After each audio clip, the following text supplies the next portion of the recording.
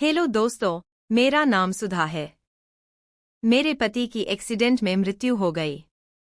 मेरा एक बेटा है जिसका नाम आकाश है। 1 साल पहले ही उसकी शादी नेहा नाम की लड़की से हुई थी। नेहा बहुत सुंदर और सुशील थी। वह आकाश का खूब ध्यान रखती थी, लेकिन मेरे साथ उसका बर्ताव थोड़ा अजीब सा लगा।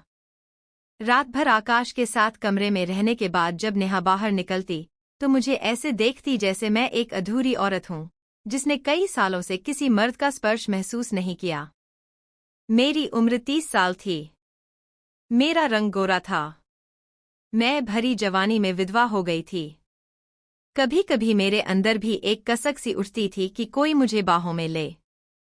गांव के जमींदार का बेटा अमन मेरे पीछे पड़ा हुआ था। जब भी मैं खेत पर जाती, वह मुझे देखता रहता। सच कहूं तो यह मुझे भी अच्छा लगता था। मैं जानबूझकर अपने कपड़े ढीले छोड़ देती थी ताकि मेरे उभार दिख सकें। एक दिन हल्की बारिश हो रही थी।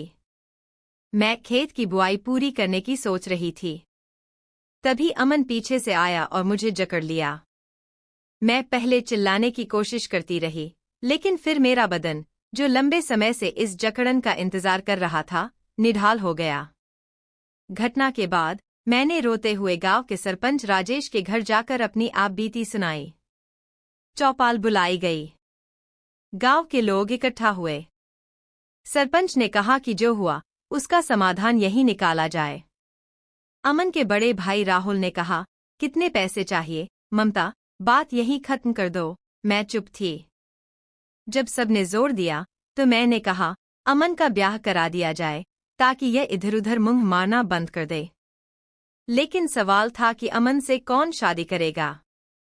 तभी अमन ने कहा, अगर सुधा चाहे तो मैं उनसे शादी करने को तैयार हूं। बहू ने विरोध किया, लेकिन मैं गांव की भलाई के लिए राजी हो गई।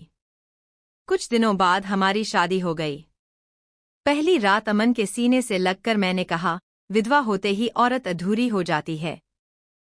दोस्तों, कहानी अच्छी लगी हो तो चैनल को सब्सक्राइब करें और वीडियो को एक लाइक जरूर करें। धन्यवाद।